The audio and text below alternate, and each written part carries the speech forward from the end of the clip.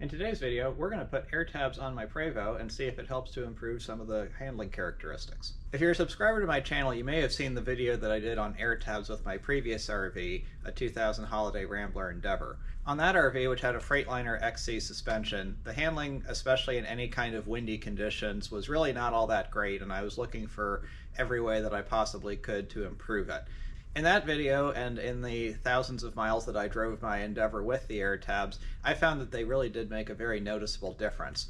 And so when I got my Prevost, one of the things that I was wondering about was whether the Airtabs would have any potential benefit whatsoever on it. Unlike the Holiday Rambler that had a lower grade suspension, the Prevost has a much better suspension. It is a much better handling, better riding bus all around, due to a combination of just better suspension in general, having a tag axle being larger and heavier, all of the things that play into having a better ride. On my drive home from Phoenix with the Prevost, I did find though that in certain gusty wind conditions, especially a quartering headwind or being behind a semi-truck where you're getting a bunch of air currents coming off of the back of the trailer, that there was a level of buffeting even with the Prevost and its improved suspension, and I feel that Airtabs may be able to help with this. Another area where I'm hoping the Airtabs are going to help me is here on the back of the bus, specifically trying to keep all of this dirt off. As you can see, my bus got pretty dirty on the drive home. This was completely clean when I left Phoenix. And of course this sort of thing is going to happen to some extent, but this gives a bit of a visual representation of what's happening with the air currents that are coming up behind the bus. All of the dust, dirt, grime from the road ends up getting thrown back towards the back of the bus and gets it dirty. So I'm hoping that the Airtabs will help keep things a little bit cleaner. On my last RV, I did notice that that the back of it was cleaner after I put the Airtabs on. So I've got a couple of sets, and this is going to be a two-part series. The first part is going to be putting Airtabs on the Prevost itself and seeing if just on its own that helps some of the handling characteristics. The second part, which is going to be a later video, is going to be putting Airtabs on my enclosed trailer that I'm going to be towing behind the Prevost at least some of the time, and seeing if that is going to help the characteristics further. So for this video, we're just going to focus on Airtabs on the Prevost. So now first off, what are Airtabs? This is an Airtab. If you've probably seen them on semi-trucks before going down the highway, and if you've passed my old RV, you might have seen it on it, and maybe a few other RVs. The way that they're supposed to work, if you look at them from this direction with the air going this way, because this is how you install them on a vehicle, they get air that's coming from the side, they push it together, and then they throw that air further away from the boundary of the vehicle. And so let me show you on the whiteboard what this is supposed to do. So here I've got both my side view and then also my rear view of my bus. And so as you're going down the road, you have air that's coming along, going across, and then when you reach the end of the bus, it ends up creating a significant vortex and a lot of turbulence in the air. If you're looking from the back, the air's coming and then hits the back, and then it's swirling all over the place. And that turbulence ends up creating a force that pushes the back of the bus around, and that can result in having some buffeting and some extra turbulence in the bus when you're driving down the road. And so the idea with Airtabs, if I erase this turbulence here, and then I'll draw the Airtabs on here, is that the air comes over, gets thrown up by the Airtabs, and then it ends up recombining somewhere further behind the bus. And back here you might still end up getting some turbulence, but the idea is that from the perspective of inside the bus, you don't end up having as much of these air currents pushing your large barn-shaped, house-shaped, whatever you want to call it, thing going down the road. So the concept is very simple, but it is rooted in physics. If you are familiar with small aircraft, you've probably seen vortex generators on a number of them. They're used mostly to lower stall speed and improve certain handling characteristics. And so this is no different on the bus, just that you're on the road and you're not in the air. So let's go over to my Prevost now, and I'll show you the first part of the installation and a couple of things that I'm doing on this that are different from my previous RV. Before we get to the bus and actually install these, let me talk a little bit about prep work. On the bus side, all you need to do is make sure that the surface is cleaned. The instructions say that if you clean it with soap and water, make sure that you use some kind of an alcohol afterwards to get any of the residue off, so that you have a fresh surface to adhere to. These do go onto the paint. You don't need to touch your paint or anything like that. And when I've had to take one off of my previous RV that got broken from some road debris down low, it came off and there was no visible damage or anything to the paint. So the way these attach is with double-sided tape on the back that you just peel off. Very simple, very easy on the paint, so they are removable. And then when you are installing them, you've got this nice ruler that gives you the correct spacing. So all you have to do is put your one air tab on once you have your line that you're going to use. In my case, I just put some masking tape, and then you can see they just space themselves properly with this ruler, and you go the whole way up the line of where you're putting them. For painting, I was able to find, I like this Rust-Oleum 2X paint and primer in one. This has worked well for me in the past. It holds up pretty well. And in my case, I was able to get a color that matched the off-white primary color of my Prevost. Depending on what your colors are and what you're trying to match, you may have better or worse luck than me. But one thing I will point out is that this particular color that I use, this heirloom white, was only available in the satin, not in the gloss. So the way that I addressed that, as you can see, these look pretty glossy and my paint is glossy, was I then topped it with a gloss clear coat. And so that gives it a nice color, and I think these actually look a lot better on this bus from the ones I've installed so far versus the green ones that I put on my previous bus. I wasn't able to get as close of a match. So let's go ahead and get all of these on.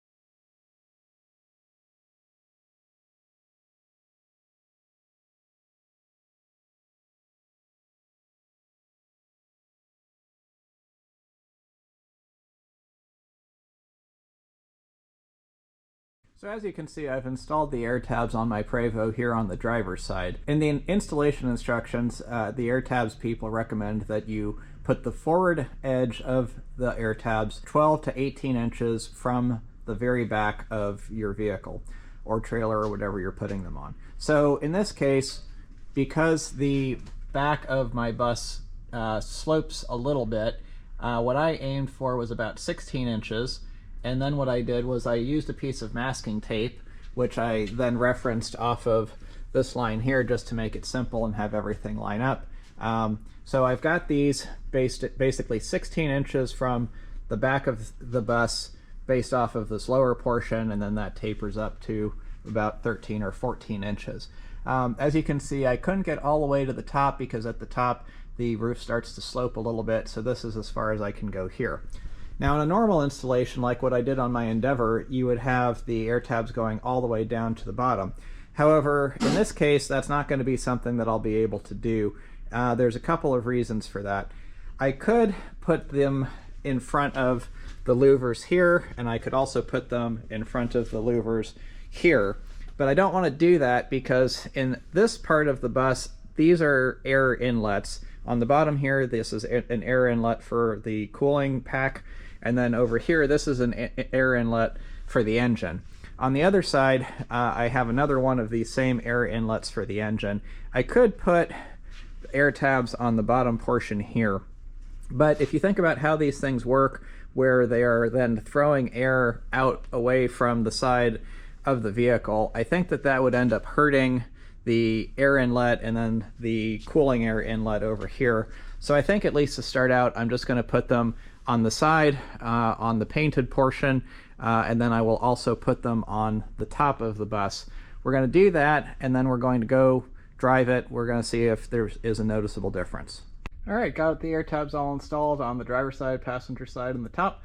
So now I'm actually going to go on my first trip with the family in this. I'll get a couple thousand miles to see what I think, and I'll report back. I'm back from my first trip in the Prevost with the Airtabs put on, and I do think that they make a difference, but I should caveat that. First thing about the trip itself. The trip was about 2,000 miles. We had nothing towed behind the Prevost. It involved driving through areas where there were a decent amount of crosswinds from varying directions, direct side crosswinds, quartering tailwinds, quartering headwinds. So a good variation in winds that could cause aerodynamic forces on the bus. And then, as you would expect, varying amounts of traffic. There was a lot of time spent in traffic at various speeds behind semi-trucks that have a significant wake behind them. So it was a good overall test of their performance. There were two conditions that I was looking for improvements from the Airtabs. The first one was close behind a semi, kind of in a drafting situation. And then the second one was just general crosswinds, especially in gusting crosswinds. On my previous bus, the Airtabs made a significant improvement in both of these conditions. In the Prevost, I'll say that the Airtabs helped in the second condition, that is gusting crosswinds, but not the first condition of being close behind a semi. So why would I notice that difference? Whenever you're making an improvement to a vehicle, regardless of its suspension, aerodynamics, anything of that sort, you have some bar that you could consider perfection, and you can never get beyond that. The closer that you are starting to whatever that perfection goal is, the harder it's going to be to get a noticeable improvement. If you compare the Freightliner XC and the Prevost is going to be a whole lot closer to that perfection point from a suspension perspective. When you're drafting behind a semi-truck, you're going to end up with most of that wake hitting the very front of your bus. It's going to keep on going down the bus, and it's going to impact some wagging in the back as well. And so for the Freightliner XC, no tag axle, not as good of a suspension design just in general. I think when behind a truck there was a lot of that turbulence that made its way all the way to the back of the bus, and so some of what I was feeling when I was close behind a semi-truck in that RV was actually the back of the bus wagging. The back of the bus on the Prevost is far more stable, and so I think in that situation you're not going to feel much of an improvement from the Airtabs. But when you're talking about crosswinds in varying forms, both direct and gusting crosswinds from the different angles, that's where I felt that I noticed a difference from the Airtabs. If I think about what's going on aerodynamically from crosswinds, it does make sense that the Airtabs would help to smooth the air out in the back, and it's essentially the same effect of preventing the back of the bus from wagging as much. But there, I think you've got more going on and you've got more turbulence going on that's affecting that, versus when you're behind a semi-truck and you're getting some turbulence off of that, that's hitting the front of the bus and then kind of trickling on back. I'm not explaining this very well, in part because aerodynamics are not my specialty, but thinking about it intuitively, I do feel like it does make sense that that would be the area that I notice more of an improvement. I'm not going to go and add more Airtabs down the sides in the area of the radiator here and the air inlet for the engine. I feel like doing so would probably create more harm than good, and ultimately I am very happy with how my RV is driving. One thing that I will note is that the faster that you're driving, the more noticeable the impacts are. So if you're normally driving around 65 or so, you're probably not going to notice all that much of a difference. But I think if you're the kind of person that likes to drive 70 to 75, you're probably going to notice the difference a little bit more, and what the Airtabs may do is allow you to drive a little bit faster with the same comfort level than you would be able to do without them. So in summary, I do think that the Airtabs still help on a Prevost, however that difference is going to be less noticeable. For me, it's worth it. My wife and I also like how they look, so they're definitely going to be staying on here. The second part of this experiment that's going to happen in a later video is when I tow my enclosed trailer behind the Prevost, and I'm going to do that both with and without Airtabs, and I'm going to see if I have a noticeable difference in that. But you're just going to have to wait for that video in the coming months. I hope that you found this video useful and interesting. Leave any questions down below in the comments, and as always, thanks for watching.